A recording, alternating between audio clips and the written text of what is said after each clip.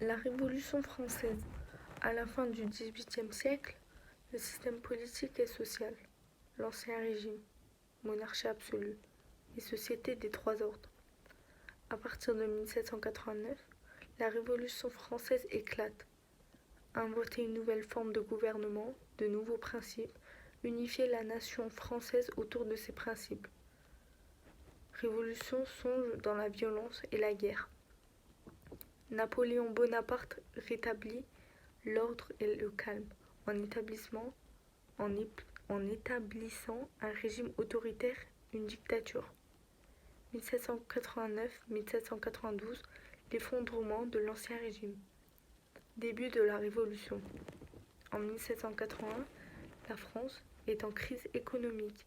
Succession de mouvements récolte, famine et mécontentement. Monarchie absolue très embêtée. Le roi roule sur les dettes. La société des trois ordres est contestée à cause de ses inégalités et ses privilèges. En mai 1789, Louis XVI réunit les États généraux. Réduire les déficits budgétaires.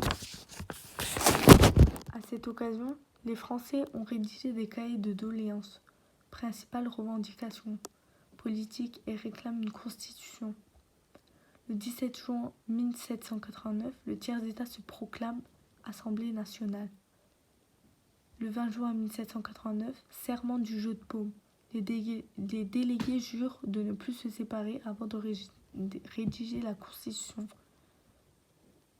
Cette Constitution forme une assemblée constituante. Le 14 juillet 1789, les Parisiens attaquent la Bastille. Campagne, rumeurs qui circulent. C'est la grande peur. Dans la nuit du 4 août 1789, l'Assemblée constituante vote l'abolition des privilèges. C'est la fin de l'Ancien Régime. Le 26 août 1789, DDHC. En octobre 1789, les Parisiens se rendent au château de Versailles pour réclamer du pain. Peuple est égal prisonnier. B. Nouvel ordre politique. Le 14 juillet 1790, fête de la Fédération, prise de la Bastille plus unité nationale. Les journaux se multiplient, liberté d'expression plus club, parler de politique. En 1791, première constitution achevée, les trois pouvoirs sont séparés, plus de monarchie absolue. Le roi doit lui-même respecter la constitution. La loi, votée par une assemblée législative qui est élue au suffrage censitaire. Seuls les citoyens riches qui payent une somme d'impôts peuvent voter.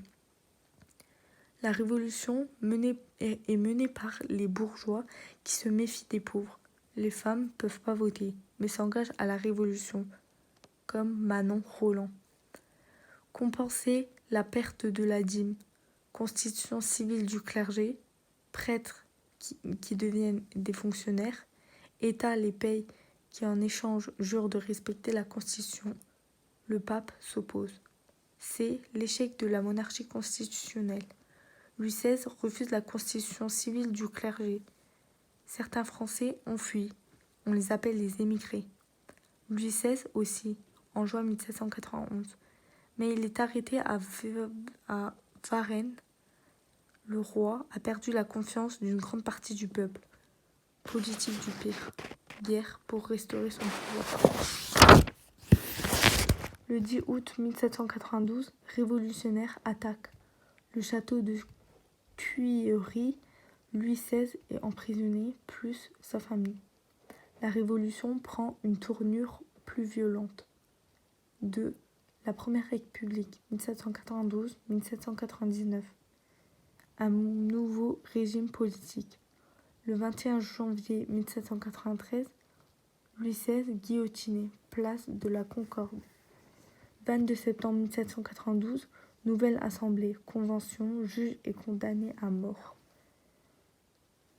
Objectif de marquer une rupture définitive avec la monarchie.